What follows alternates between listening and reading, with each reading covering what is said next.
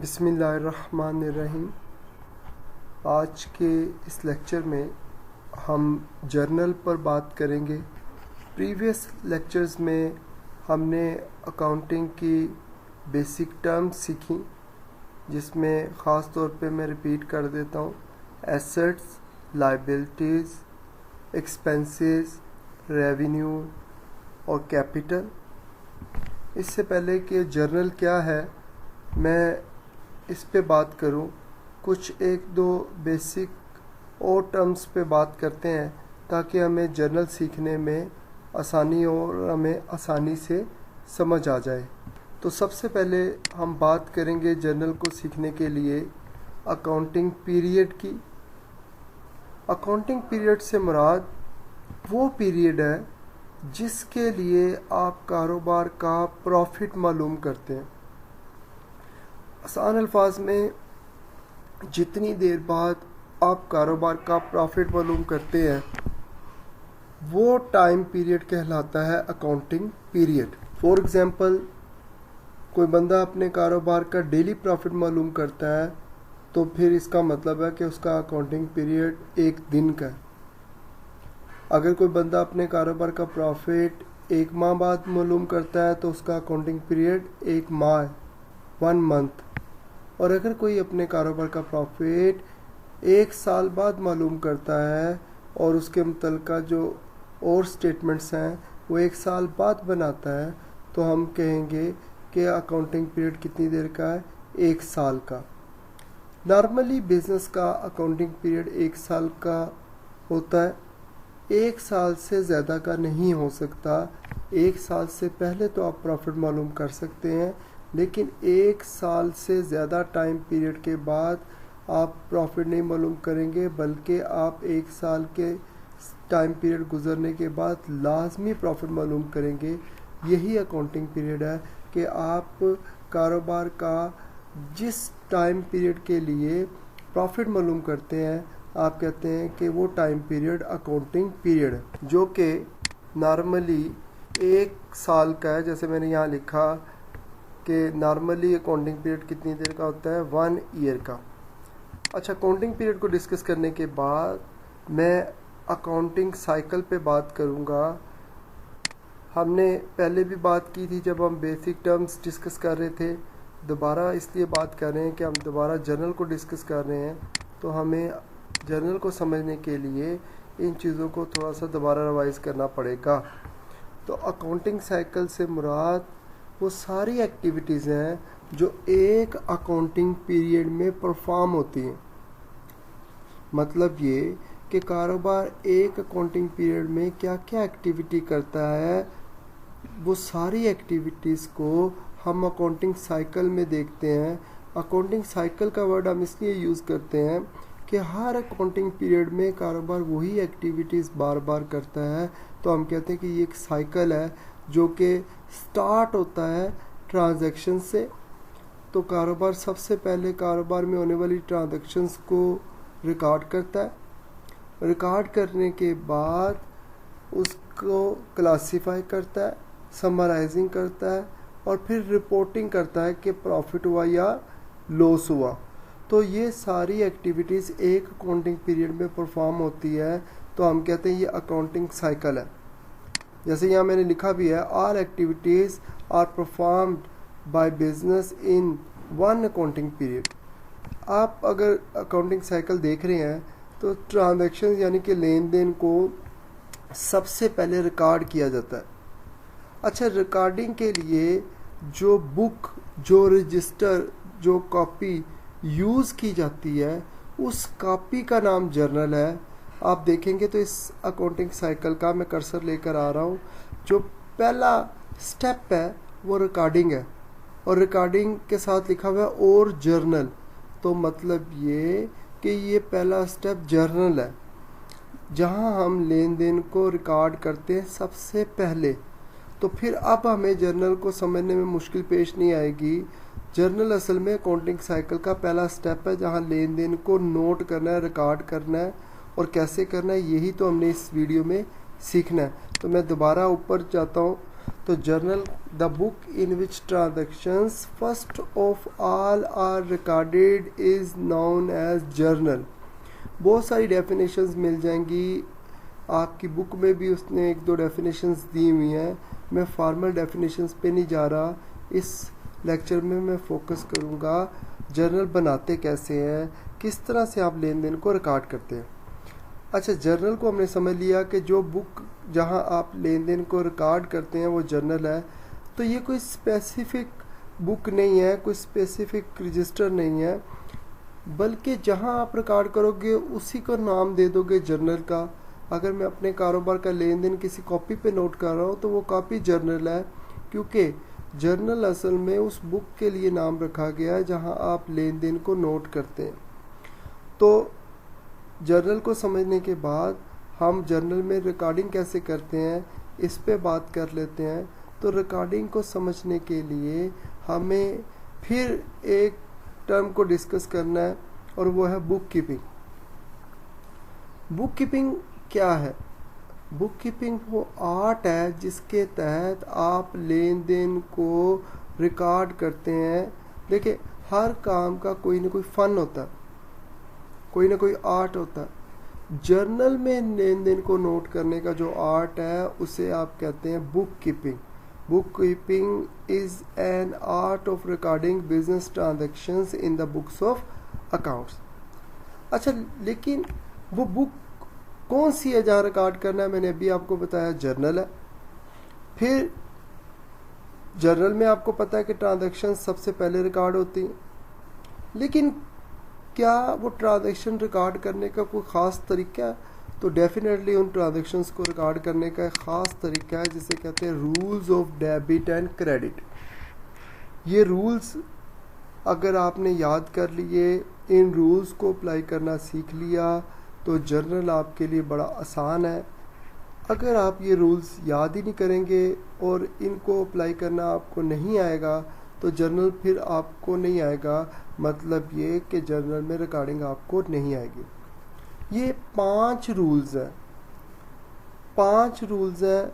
ये 5 main accounts के मुतालिक रूल है। ये अकाउंट का वर्ड मैंने यूज़ किया। अकाउंट के वर्ड को समझना बड़ा ज़रूरी है, क्योंकि अकाउंट के वर्ड को हम अब बार बार यूज़ करने वाले हैं रिकॉर्डिंग के दौरान। अक्सर स्टूडेंट्स कंफ्यूज होते हैं कि ये वर्ड अकाउंट तो हम हर बात में यूज़ कर लेते हैं अकाउंटिंग की, लेकिन ये है क्या? तो बड़े आसान लफ्ज़ों में अब मैं आपको समझा देता हूँ कि अकाउंट क्या है। अकाउंट असल में इंडिविजुअल रिकॉर्ड है। इंडिविजुअल रिकॉर्ड यानी अलग रिकॉर्ड। किसका इंडिविजुअल रिकॉर्ड? एसेट का इंडिविजुअल रिकॉर्ड, लायबिलिटी का इंडिविजुअल रिकॉर्ड, एक्सपेंस का इंडिविजुअल रिकॉर्ड, रेवेन्यू का इंडिविजुअल रिकॉर्ड और कैपिटल का इंडिविजुअल रिकॉर्ड। आसान लफ्ज़ों में मैं आपको समझा देता हूँ कि जैसे एसेट्स हैं, तो एसेट्स यानी प्रॉपर्टी तो कई तरह की होती है। कैश भी प्रॉपर्टी है, बैंक भी प्रॉपर्टी है, बिल्डिंग भी प्रॉपर्टी है, फर्नीचर भी प्रॉपर्टी है, मशीनरी भी प्रॉपर्टी है। अब इन सब का जो अलग अलग रिकॉर्ड है, यानी कैश का रिकॉर्ड, बिल्डिंग का रिकॉर्ड, इसे हम कहते हैं अकाउंट। अकाउंटिंग में हर रिकॉर्ड के लिए वर्ड यूज़ किया जाता है अकाउंट। इस तरह लायबिलिटीज़ कई तरह की हो सकती हैं, तो हर लायबिलिटी का रिकॉर्ड क्या कहलाएगा? अकाउंट। एक्सपेंसेस कई तरह के हो सकते हैं, हर एक्सपेंस का रिकॉर्ड क्या कहलाएगा? अकाउंट। जैसे परचेज अकाउंट, जैसे रेंट अकाउंट, जैसे सैलरी अकाउंट। इसी तरह रेवेन्यू का और इसी तरह कैपिटल का जो रिकॉर्ड है वो कहलाएगा कैपिटल अकाउंट। तो अकाउंटिंग मेन 5 अकाउंट्स के गिर्द घूमती है। मतलब अकाउंटिंग में 5 मेन कैटेगरीज है अकाउंट की। उन 5 के मतलब रूल्स हैं, उन रूल्स को हम सीखते हैं, उन पे बात करते हैं। तो पहला रूल जो हम सीखने जा रहे हैं, मैंने अभी जैसे बताया, इनको कहते हैं rules of debit and credit. ये डेबिट और क्रेडिट वैसे तो इनका ख़ास मतलब भी होता है, डिक्शनरी मीनिंग भी है। अकाउंटिंग में अभी फिल वक्त आप ये याद रखें कि एक कॉलम है जिसका नाम डेबिट है और दूसरा कॉलम है जिसका नाम क्रेडिट है, और इनके लिए एब्रीवेशन यूज़ होता है। डेबिट के लिए DR और क्रेडिट के लिए CR। हम इसको आगे चल के डिस्कस करेंगे कि ये असल में डेबिट में तो आर कहीं है नहीं और क्रेडिट में चलो आर है, डेबिट में कहीं नहीं है, लेकिन फिर भी हमने एब्रीविएशन में यूज़ किया है। तो ये लैटिन वर्ड्स डेबियर और कैडियर से बना है, इस पे हम आगे बात कर लेंगे, लेकिन अभी याद रखें कि ये सिर्फ नाम है 2 कॉलम के। तो एसेट जायदाद के मतलब क्या रूल है? रूल बड़ा आसान है कि अगर कारोबार में जायदाद इंक्रीज हो, एसेट्स इंक्रीज हो तो डेबिट, और अगर डिक्रीज हो, चले जाएं, कम हो जाएं तो क्रेडिट। आपने इसको ऐसे याद करना है कि increase in asset debit, decrease in asset credit. इसी तरह एक्सपेंस का रूल है, सेम रूल है। इंक्रीज हो खर्चे, जैसे कारोबार ने गुड्स परचेज की, कारोबार ने सैलरी पे की, जैसे कारोबार खर्चे करता जाएगा खर्चे बढ़ते जाएंगे, तो इंक्रीज हो तो डेबिट, लेकिन कम हो तो क्रेडिट, डिक्रीज हो तो क्रेडिट। डिक्रीज की एग्जांपल इंशाल्लाह हम डिस्कस कर लेंगे, अभी सिर्फ रूल याद कर लेते हैं। और इसी तरह रेवेन्यू इंक्रीज हो तो क्रेडिट, लेकिन डिक्रीज हो तो डेबिट। रेवेन्यू की जो आप एग्जांपल है या रूल है वो चेंज है थोड़ा। जैसे रेवेन्यू के एग्जांपल क्या है? सेल, और सेल अगर बढ़े, इंक्रीज हो तो क्रेडिट, डिक्रीज हो तो डेबिट। इसी तरह नेक्स्ट रूल है लायबिलिटी का, कर्जे। लायबिलिटी से मत कर्जे हमने सीखा हुआ है बेसिक टर्म्स में। लायबिलिटीज़ अगर इंक्रीज हो तो क्रेडिट, और अगर डिक्रीज हो तो डेबिट। इसका भी चेंज है रूल एसेट से। इसी तरह कैपिटल, सरमाया कारोबार में अगर मालिक का बढ़े तो क्रेडिट, और अगर कम हो तो डेबिट। कम होने की एग्जांपल आसान है, ड्राइंग जब मालिक करता है तो उसका सरमाया कम होता है, तो सरमाया अगर कम हो तो क्या होगा? डेबिट। तो इस तरह 5 रूल है, आप इन 5 रूल को मगअप कर लें, इनको याद कर लें। मैं एक ही स्क्रीन पे दिखाता हूँ ताकि आपको आसानी से समझ आ जाए। ये 5 रूल अगर आपने याद कर लिए तो फिर समझे कि रिकॉर्डिंग आसान है। एसेट्स, एक्सपेंस, रेवेन्यू, लायबिलिटीज़ और कैपिटल के मतलब का ये रूल है। इंक्रीज इन एसेट और एक्सपेंस सेम है, डेबिट, और डिक्रीज हो तो क्रेडिट। और रेवेन्यू, लायबिलिटी, कैपिटल का रूल सेम है, इंक्रीज हो तो क्रेडिट और डिक्रीज हो तो डेबिट। हमने रूल्स को याद कर लिया, अब हम इन रूल्स को अप्लाई करते हैं। इन रूल्स को अप्लाई करने के लिए मैंने एग्जांपल्स ऑलरेडी बनाई हुई हैं, उन एग्जांपल्स को हम डिस्कस करते हैं विद वर्किंग। तो ये स्क्रीन पे आपको पहली एग्जांपल नज़र आ रही है। ये सुहेल अफजल की बुक के पेज नंबर 93 में क्वेश्चन नंबर 1 है जर्नल का, उसको मैं डिस्कस कर रहा हूँ। असल में मेरा टारगेट जो है वो सिर्फ कॉमर्स के स्टूडेंट्स नहीं है। कोई अगर अकाउंटिंग सीखना चाहता है, अपना प्रोफेशन बनाना चाहता है, तो इस लेक्चर की मदद से वो सीख सकता है आसानी के साथ। तो पहला क्वेश्चन है, मैं डिस्कस कर रहा हूँ, मैंने कुछ ऑलरेडी वर्किंग की हुई है ताकि हमारा जो वीडियो पे टाइम है वो कम से कम लगे। तो पहली ट्रांजैक्शन है, यहाँ क्वेश्चन नंबर 1 आपको स्क्रीन पे नज़र आ रहा है। मैं थोड़ा और इसको जो है मैक्सिमाइज कर देता हूँ। पहली ट्रांजैक्शन जो आपको स्क्रीन पे नज़र आ रही है क्वेश्चन नंबर 1 की, अगर आप चाहें तो बुक भी ओपन कर सकते हैं, वो है साथ स्टार्टेड बिजनेस विद कैश ₹50,000। अगस्त 1 की ये ट्रांजैक्शन है। आपने ट्रांजैक्शन जब पढ़नी है तो आपने बड़े ध्यान से उसको पढ़ना है कि इस ट्रांजैक्शन में, इस लेन देन में क्या कहा जा रहा है। आपने जब ट्रांजैक्शन पढ़ ली, फिर आपने जो डुअल एस्पेक्ट कंसेप्ट है, जो मैं आपसे पहले डिस्कस कर चुका हूँ कि कारोबार में होने वाले हर लेन देन का डबल इफेक्ट है। डुअल एस्पेक्ट कंसेप्ट में हमने सीखा कि कारोबार में होने वाले हर लेन देन का डबल इफेक्ट है। अब उस डुअल एस्पेक्ट कंसेप्ट को अप्लाई करने का टाइम आ गया। तो आपने ट्रांजैक्शन पहले केयरफुली पढ़नी है, फिर उसके बाद आपने देखना है कि इस होने वाले लेन देन में कौन कौन से अकाउंट्स आ रहे हैं। आपने देख लिया कि हर ट्रांजैक्शन में कम से कम 2 अकाउंट्स तो लाजमी आएंगे हर ट्रांजैक्शन में, और 2 से ज़्यादा अकाउंट भी आ सकते हैं, लेकिन हर ट्रांजैक्शन का अफेक्ट डबल है, क्योंकि डुअल एस्पेक्ट कहता है कि हर ट्रांजैक्शन के लिए एक डेबिट है और एक क्रेडिट।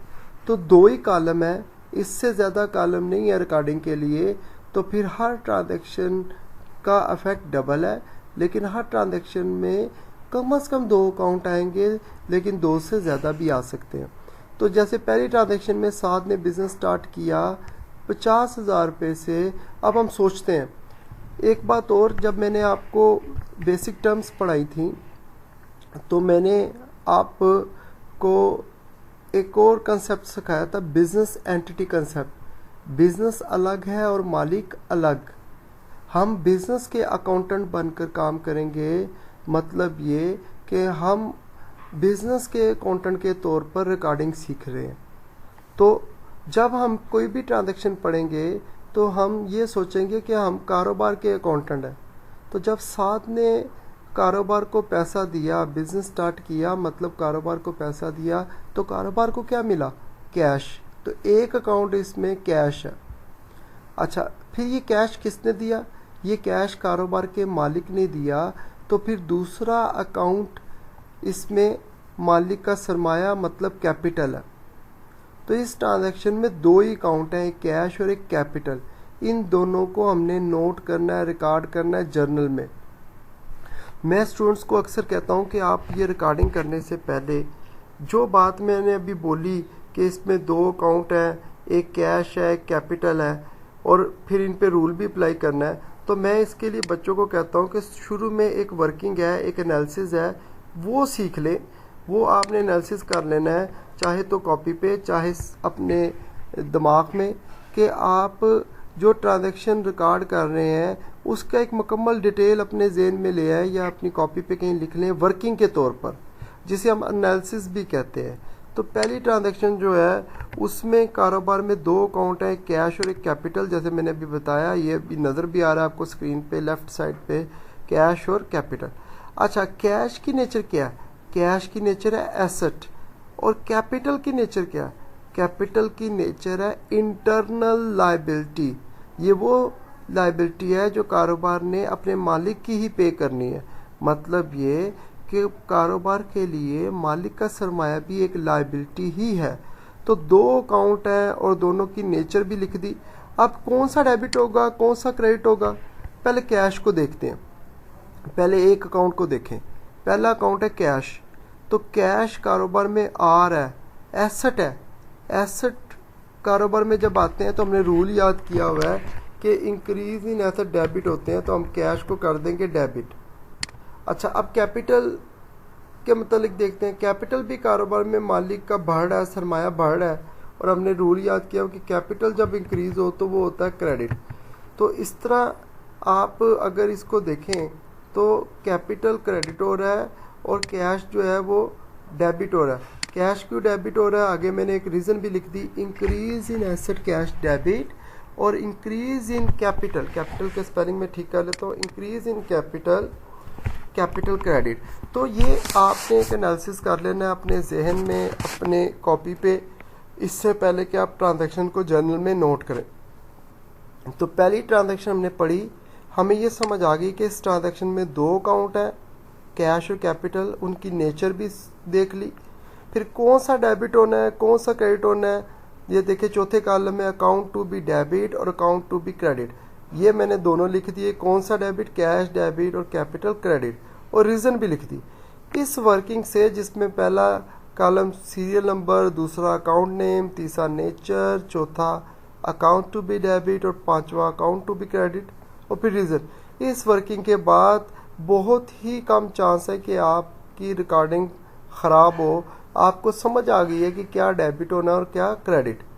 अब मैंने वर्किंग कर ली, मुझे पता लग गया कि इस ट्रांजैक्शन में 2 अकाउंट है, एक कैश और एक कैपिटल। कैश ने डेबिट होना है, कैपिटल ने क्रेडिट होना है। अब मैंने जर्नल का फॉर्मेट बनाना है। जर्नल का फॉर्मेट नहायत ही आसान है। आपने करना ये है कि आपने कॉपी के पेज पर बिल्कुल राइट साइड पर 2 कॉलम बना लेने हैं। शुरू आपने किसी एक साइड से करना है। दो कॉलम जिनकी चौड़ाई एक स्केल की चौड़ाई से ज़्यादा नहीं होगी, एक स्केल की विड्थ, स्केल भी वो जो नॉर्मल स्केल है उसकी विड्थ से ज़्यादा नहीं होगी, चाहे पेज जितना मर्जी आपके पास खुला है, आपने फिर भी एक स्केल की विड्थ से ज़्यादा नहीं कॉलम बनाने, और फिर बिल्कुल लेफ़्ट साइड पे कॉलम बना लेना है। जब आप ऐसे कर लेंगे तो फिर आपके पास 4 कॉलम शो होंगे, एक दो ये जो आपने बनाए होंगे और एक ये। फिर ये इन 2 कॉलम के साथ एक छोटा कॉलम बनाएंगे जिसकी चौड़ाई, जिसकी विड्थ ये बड़े कॉलम के 1/3 तक होगी, तो वो इनका 1/3 लगेगा, जैसे डेबिट वाले कॉलम का 1/3 है। जब ये कॉलम बना लेंगे एलएफ का तो फिर ऑटोमेटिकली ये शेप आपके पास आ जाएगी। ऊपर आप एक हॉरिजॉन्टल लाइन लगाकर जगह बना लेंगे, वहाँ पहले कॉलम में लिखेंगे डेट, दूसरे में डिटेल्स, तीसरे में लेजर फॉलियो, एलएफ मतलब लेजर फॉलियो, चौथे में डेबिट और पांचवें में क्रेडिट, और सबसे ऊपर आप लिख देंगे जर्नल। इसको आपने जब बनाना है तो कुछ चीज़ों का ख्याल करना है, जैसे डेबिट और क्रेडिट लिख दिया, लेकिन साथ रुपीस चाहे नीचे लिख दें, लाजमी लिखें, रुपीस है रुपीस, डॉलर है डॉलर। फिर आप सबसे पहले ट्रांजैक्शन नोट करेंगे, हमने तय कर लिया कि पहली ट्रांजैक्शन में कैश नहीं होना है डेबिट और कैपिटल नहीं होना है क्रेडिट। तो डेबिट वाले आप पहले लिखते हैं ऊपर वाली लाइन पर, जैसे मैंने यहाँ कर्सर ले आया, डेबिट पहले हो रहा है, डेबिट वाला कॉलम भी पहले है, तो आप डेबिट जो भी है कैश है तो वो आप लाजमी डिटेल के कॉलम में पहले लिखेंगे, और साथ डेट भी लिख दें कि 2015 अगस्त 1 को ये ट्रांजैक्शन हुई है, डेबिट हो रहा है कैश, तो वो पहले लिखा लाइन के बिल्कुल साथ। अब उससे नीचे वाली लाइन पर थोड़ा सा फासला छोड़कर इंटेंड कर कर आपने लिखना है कैपिटल अकाउंट, क्योंकि कैश इंक्रीज इन ऐसा डेबिट हो रहा है और capital increase in capital credit हो रहा है। आगे डेबिट के सामने 50,000 लिख दें, क्रेडिट के सामने क्रेडिट कॉलम में 50,000 लिख दें, और फिर एक शॉर्ट एक्सप्लेनेशन दें कि इस ट्रांजैक्शन में क्या हुआ। इस ट्रांजैक्शन में जो हुआ है वो ट्रांजैक्शन ही की समरी बनाकर लिख दें कि स्टार्टेड बिजनेस विद कैश।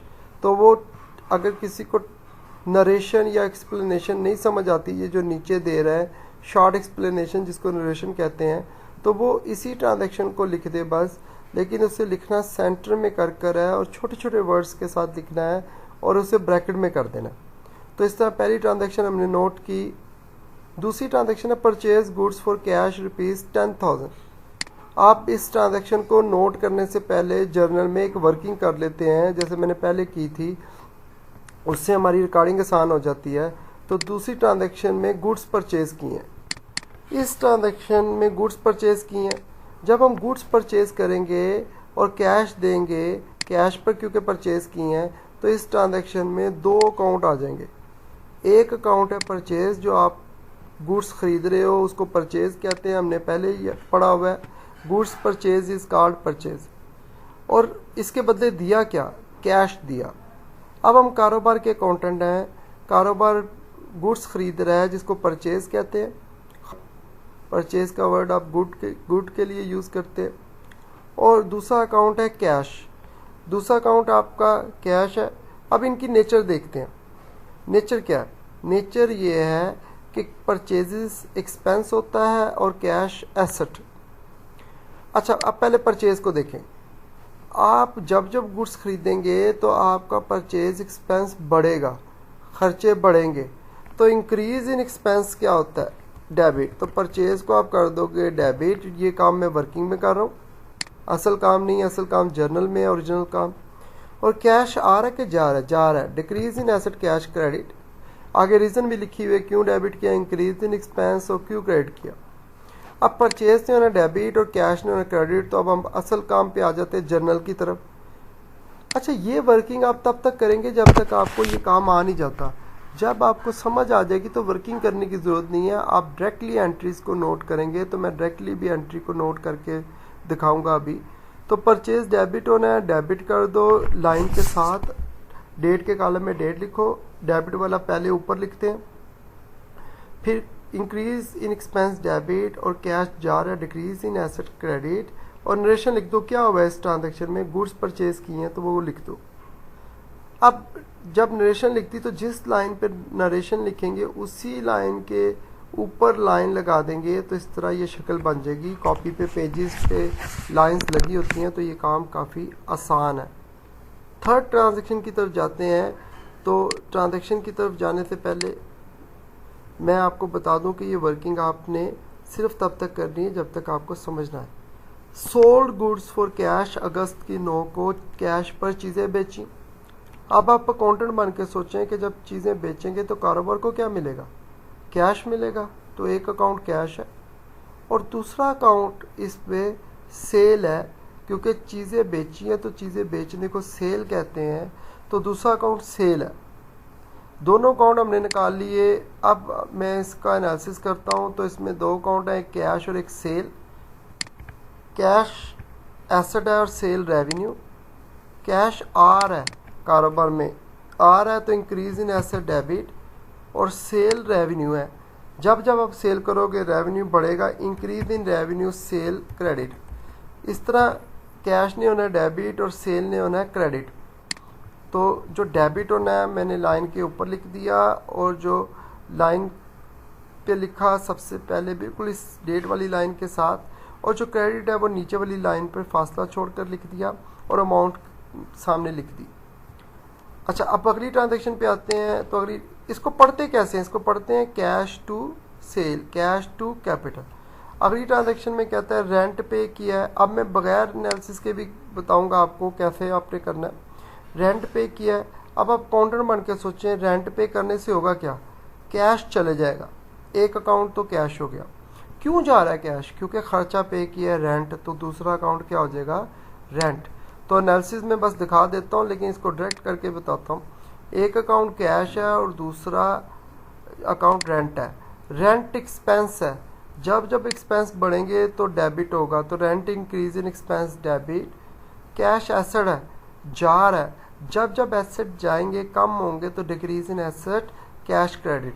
तो rent increase in expense debit और cash decrease in asset credit. इसी तरह आखिरी ट्रांजैक्शन पे आते हैं।